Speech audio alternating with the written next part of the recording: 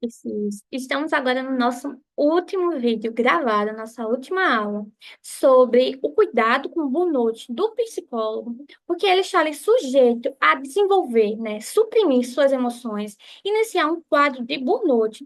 Então, vamos para o nosso último vídeo. Está sendo uma ótima, muita alegria, muito feliz por estar aqui com vocês. E eu espero que vocês estejam gostando, porque eu certamente estou amando.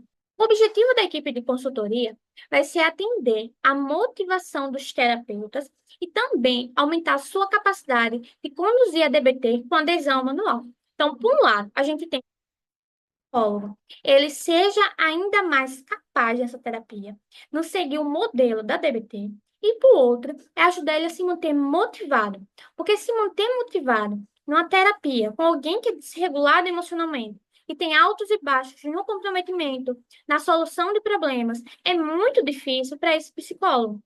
Então, a motivação entra também aqui como uma questão de antecipar, detectar, prevenir e tratar a desregulação emocional em cada membro da equipe, para que esse psicólogo ele não venha entrar em burnout.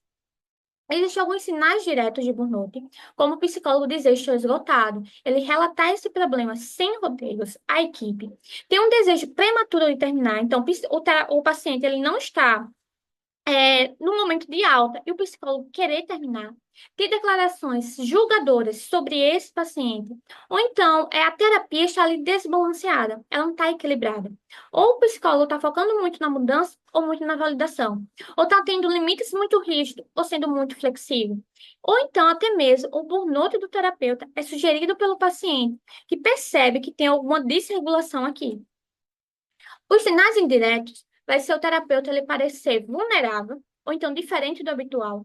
Ele parecer sutilmente julgador, desrespeitoso, desequilibrado em relação ao paciente específico. O terapeuta ele tem algum desequilíbrio evidente em relação à equipe, como respostas extremas a algum comentário da equipe. O terapeuta ele desviar dos pressupostos, acordos ou teoria biosocial da DBT, ou então ele permitir violações repetidas de seus limites pessoais. A gente sabe qual é o limite de um psicólogo, então ele está ali, de um psicólogo específico, porque é importante destacar, cada terapeuta tem os seus limites pessoais. Os meus limites não vai ser os de vocês. O que eu permito não vai ser o que você está confortável em permitir. Então, quando a gente conhece o limite de um terapeuta, percebe que, tipo assim, ó, tá diferente do habitual. Ele tá me permitindo violações de forma repetida, que não é normal para ele. E para prevenir e tratar o burnout, entra aqui os princípios da DBT, de aceitar, de validar esse paciente, de mudar essas respostas disfuncionais e de usar a dialética, de não ser nem um extremo, nem o outro. A aceitação é que ela vai estabelecer uma atmosfera de aceitação que torna mais provável que se abra, expresse emoções e peça ajuda. Então, vai estar ali, tipo assim, eu sei que eu posso dizer o que eu estou sentindo, eu sei que eu vou ser acolhido, que não vão me ajudar. Eu posso pedir ajuda, que eu não vou ser menosprezado. E quando esse paciente estiver pedindo ajuda, ela vai usar os três primeiros níveis de validação durante o relato. Quais são esses três primeiros níveis? A gente já viu, então bora relembrar. Os três primeiros níveis de validação vai ser você está atento, você está presente, ouvindo. Você retornar o que é que essa pessoa está dizendo. Então, ela me disse que está se sentindo triste. Então, eu retorno isso para ela. Eu estou, eu entendi que você está dizendo que está se sentindo triste por causa disso, daquilo, daquilo outro. E o terceiro nível vai ser o retornar algo que ele não disse, mas que eu percebi. Alguma comunicação não verbal. E só fazer isso já vai ajudar a autoaceitação e a modulação ao psicólogo.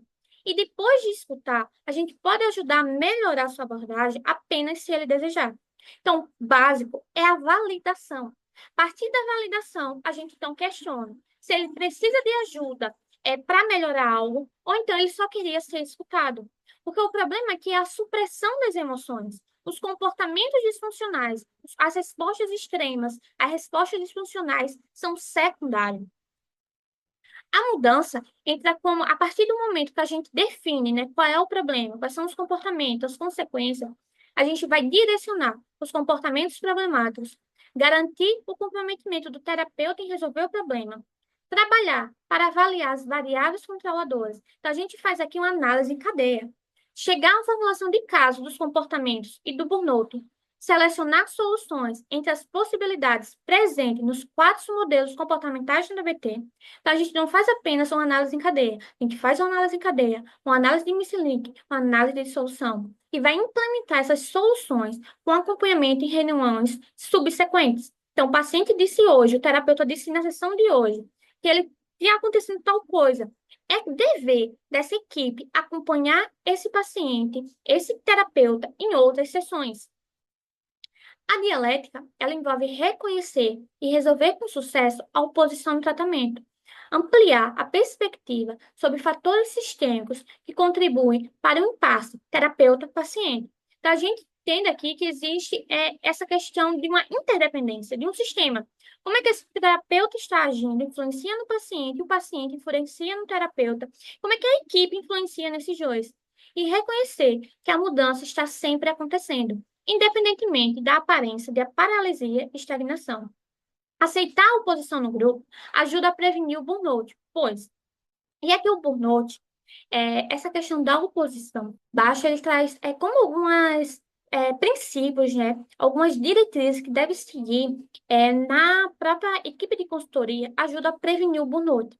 Uma questão de aceitar a oposição, aceitar opiniões contrárias, porque aí o psicólogo ele vai saber que suas contribuições elas vão ser valorizadas, mesmo que sejam diferentes da maioria, que a sua posição será respeitada, porque vai existir uma validade nela, mesmo que também exista uma validade no oposto, e que novos ângulos, perspectivas podem surgir a partir dessa questão da interdependência do sistema. Então, mesmo estando ali presente, mesmo sem eu dizer nada, observando os outros agir, vai dar aquele estralo, aquele insight, e pode me ajudar. E também que as coisas estão sempre mudando. Que às vezes a gente entra ali no desespero que nada está mudando. E a gente precisa se lembrar disso. As coisas estão sempre mudando. Ser de dialético significa elucidar posições opostas quando é impasse e depois avançar em direção à síntese. Isso significa expandir a perspectiva do terapeuta e da equipe para levar em conta o pensamento sistêmico. Isso significa reconhecer que o movimento nunca para e que é útil manter as coisas em movimento na terapia e na equipe. Gente, esse é o fim do slide. E agora a gente vai se ver no sábado para poder ter um encontro mais, para a gente poder falar sobre nossas experiências enquanto psicólogo, poder compartilhar nossas emoções. Então, esse encontro não vai ser gravado, justamente para que a gente se sinta confortável em trazer nossas experiências, em ter esse momento de validação, de acolhimento, de mudança e principalmente de dialética. Foi um prazer estar com vocês. Sobre a questão do certificado, vou disponibilizar o link do questionário para vocês responderem. Também vai ter uma parte que vai ser optativa, que eu quero saber opiniões de vocês sobre como é que foi esse grupo, sugestões para melhorias. Como é que foi, né, essa experiência para vocês? E por último, vocês vão receber também um cupom de desconto de 20% do curso que eu estarei lançando para descomplicar ainda mais a DBT. Porque eu sei que ela não é fácil, ela é complicada. Ela tem muita coisa que é uma coisa influenciando a outra num sistema, né? Então, é difícil sim fazer DBT, ainda mais sem uma rede de apoio. Então, inicialmente, vou ser sincera, eu fiz esse grupo para vocês justamente por isso. Por eu, enquanto psicóloga de DBT, não ter aqui uma rede de apoio em DBT, uma dificuldade em fazer DBT, porque não existia essa equipe de consultoria. Então, eu criei DBT, eu criei esse GEDBT justamente por essa razão. Então, estou muito feliz, muito agradecida por estar com vocês nesses encontros e eu espero poder ver vocês nos próximos que ainda terão. Então, beijos e até o último encontro da gente, que vai ser nesse sábado. Então, muito obrigada pela participação de vocês. Até lá!